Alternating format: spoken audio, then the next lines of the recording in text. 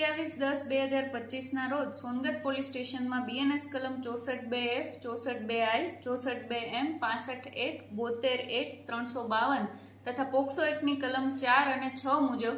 દુષ્કર્મનો એક ગુનો દાખલ કરવામાં આવેલ છે.